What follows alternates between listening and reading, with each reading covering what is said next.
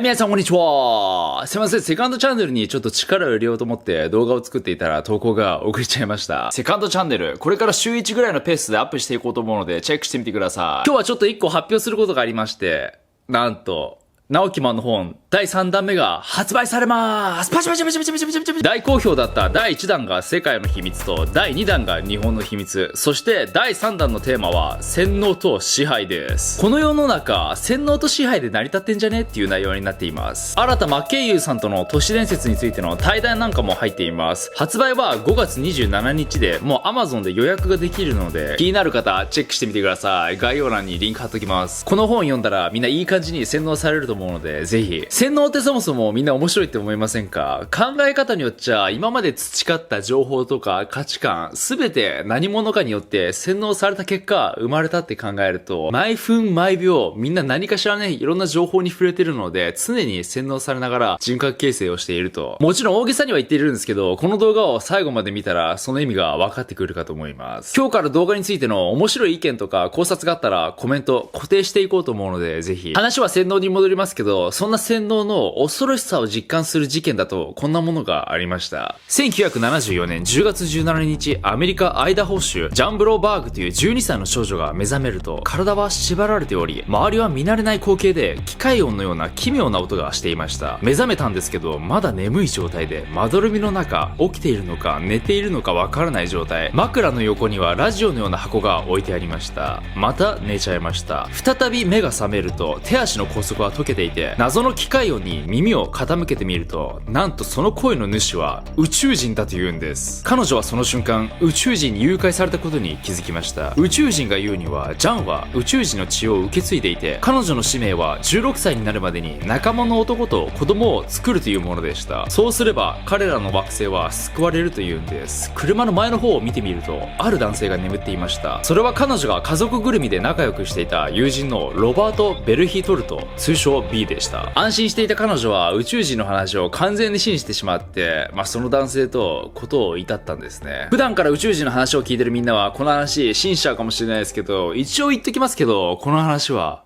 全部嘘です。ロバート・ベルヒトルト B による仕業だったんです。彼はブローバーグ家のご近所さんで非常に人当たりのいい人だったので、家族ぐるみで仲良くなったんですね。特に娘のジャンと仲が良かったんです。仲が良かったっていうよりかは B が一方的に好意があったんですね。そんな彼は彼女のことをよく宇宙人が出てくるような SF 映画に連れて行ったり、 UFO 目撃談が新聞とかに載っていたら頻繁に見せて、宇宙人の存在を身近に感じさせるために洗脳していったんです。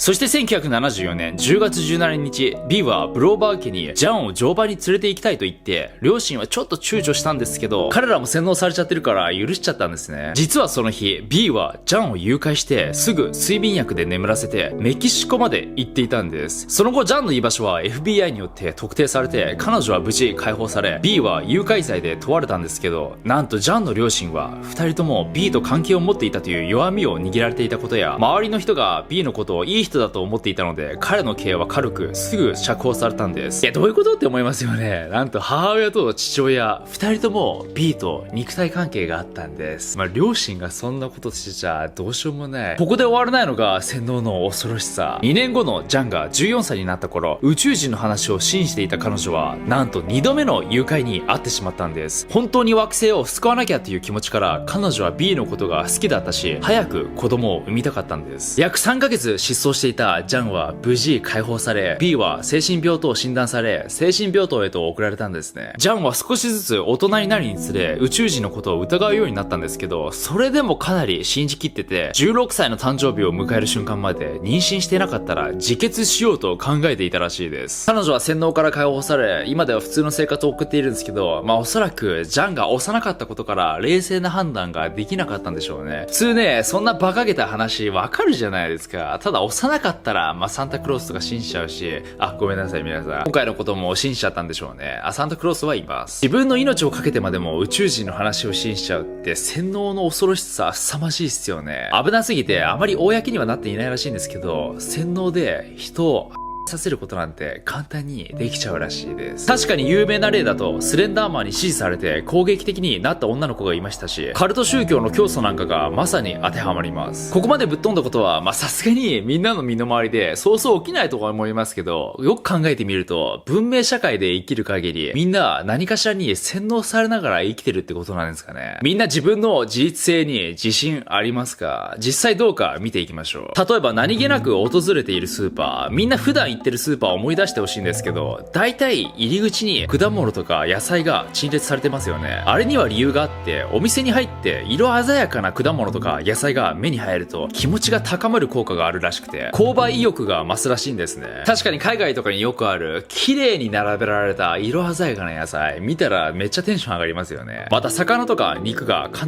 ず奥にあるのは値段が高いもので、それを先にカゴに入れちゃうと他の野菜とかを入れづらくなるという人間の心理を利用していたり、絶対みんな一度はあるであろうレジ横にあるお菓子とかガムをついつい買っちゃうのは、まさにスーパーの誘導にまんまとハマっちゃってる証拠ですよね。誘導されてるって言えば、みんななんか調べ物があるとき、人に聞いたりもするけど、大体はググったりしますよね。その Google にめちゃくちゃ洗脳されてるのをみんな気づいてますか？世界一見られているサイトだけあって、調べることをググるっていう言葉が生まれちゃうほどの影響力、どれだけ影響されてるかって、検索して出てきたリストの中から僕たちが選ぶ確率は約 50% が上位1位2位のサイトなんです。 50% の確率でみんななんと上位2つのサイトしか見ていないんです。そして1ページ目に表示されるサイトで上位10サイトを選んでいる確率は 90% なんです。なのでほとんどの人が何か調べたいことがあって表示されるサイトを10サイトぐらいしか見ていないんです。僕も1ページ目、よくて2ページ目ぐらいですかね。冗談なしでエロいものを調べてる時ぐらいですよ。5ページ8ページぐらいまで行くの。しかも恐ろしいのが、どのサイトが上位に来るかは Google が決めているんです。おそらく AI が適合性とかで決めているんだろうけど、もし偏った思想とか考えのものが最初のページに来るようになっていたりしたら、みんなはその片方の情報しか得ていないことになるので、ある意味そこでも洗脳されてますよね。みんな実感してるかわかんないですけど、僕とか調べ物が仕事じゃないですか。約2年前、1年半か2年前ぐらいからめちゃくちゃ Google の検索つまらなくなったんですよね。本当に。YouTube の急上昇リストが似たような感じかもしれないですね。あれ誰もどういったアルゴリズムで載っているのか知らないじゃないですか。YouTube さん毎回ありがとうございます。載せていただいて何でもします。2013年に心理学者のロバート・エプスタインが Google サーチエンジンに関してある実験を行いました。2010年のオーストラリア首相総選挙をサーチエンジンを操作することで動かすことができるのかというものでした。オーストラリアの政治を全く知らないアメリカ人100人が集められて、まず彼らにどんな首相候補がいるのか説明するんですね。そして投票させたら予想通り綺麗にばらけた結果になりました。今度は15分間彼らが用意した独自のサーチエンジンサイトで各首相候補のことについて各自で調べて再投票することになるんですけど、100人は3グループに分かれて、グループ1は A 首相のことが有利に書かれているサイトが上位に表示される。グループ2は B 首相のことが有利に書かれているサイトが上位に。で、グループ3は完全に公平。そしたら驚きの結果になって、なんと通常より有利に書かれていた首相に投票した人々が 48.4% も上昇したんです。超身近なところでしれっと洗脳させられてるの恐ろしくないですか？これ誰にも気づかれずに行いますからね。ただもっと身近なところで、あれこれ洗脳されてるんじゃねっていうところが、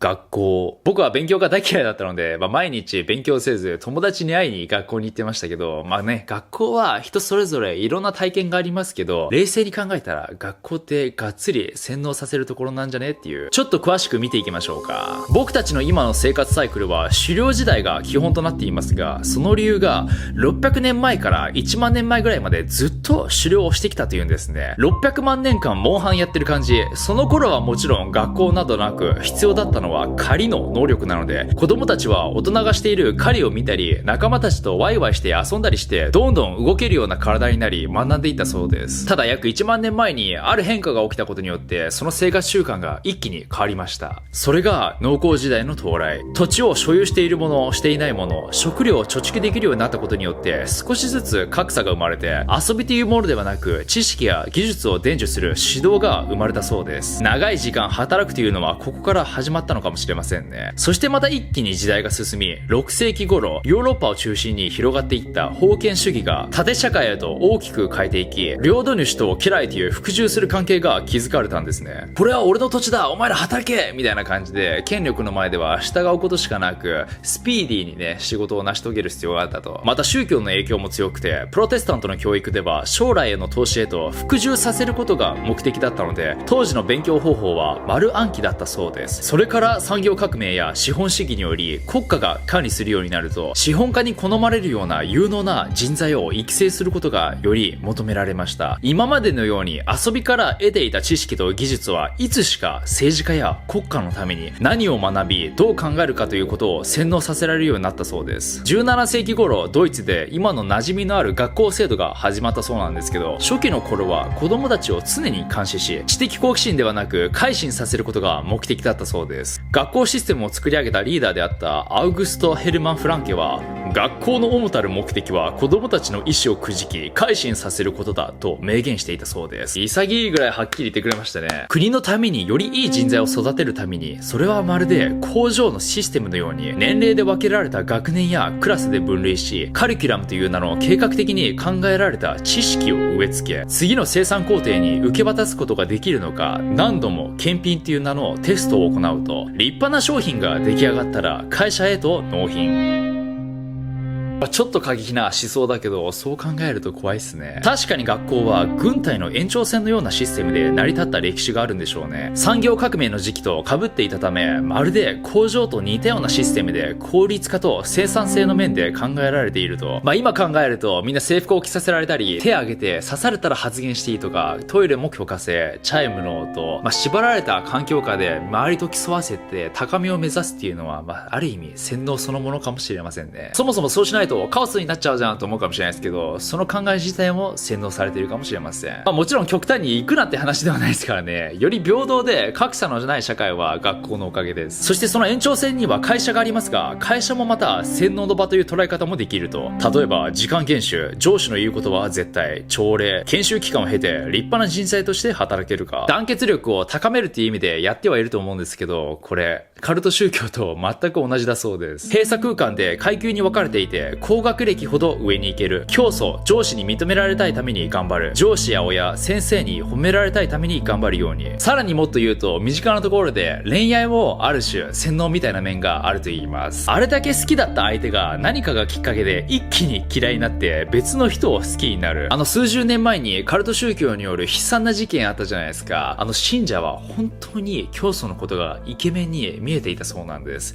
好みは人それぞれなので否定はしないですけど、おそらく洗脳されていたからですよね。ザイオンス効果といって、人は何度も繰り返しある対象に接触することでだんだん好感度や評価が高まるという性質を持っているので、その時々環境にあるものを好む傾向がありますよね。広告とかがまさにそこに当てはまると思います。これは冒頭のジャンが誘拐犯を好きになったのも、ジャンは何度も B と家族ぐるみで接触したっていうのもありますし、ストックホルム症候群といって誘拐犯を誘拐された人が好きになっちゃう現象と似ています。まさに人は目の前のことに洗脳されちゃうという証拠。なぜなのか。実はみんな仮想現実を生きているんです。はいはい。また SF 系の話ね。いや、真面目な話。物理世界でいろんなものに触れて影響を受けますが、その物理世界の情報は眼球から入ってくる光を脳がキャッチして初めて認識されますよね。みんなは脳というフィルターを通じて世界を生きているんです。なのでその形そのものではなく、人それぞれ独自の好み、価値観、心で感じたことを総合的に仮想現実が形成されていると。ある意味みんな自分の脳が作り上げた仮想現実を生きていると。そりゃそうっすよね。人の好みって全然違うじゃないですか。見えてるものも違うんすよね。プラシーボ効果なんかがまさにそうですよね。本来は薬としての効果がないものでも、これを飲めば治るぞと一緒に言われて飲んだら実際に病気が治ったりすること。本当かわからないんですけど、病院での初診は半分以上が誤診で、これに当てはまるなんて話も聞いたことあります。日々いろんなものに刺激されながら生きている僕たちは、本当の意志とは何なんでしょうか。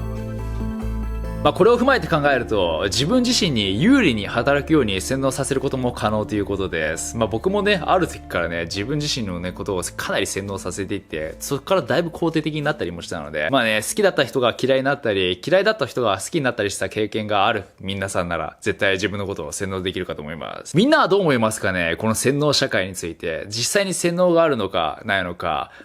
僕は絶対に洗脳されていないって胸張って言える人何人ぐらいいますかね。それでは皆さんご視聴ありがとうございました。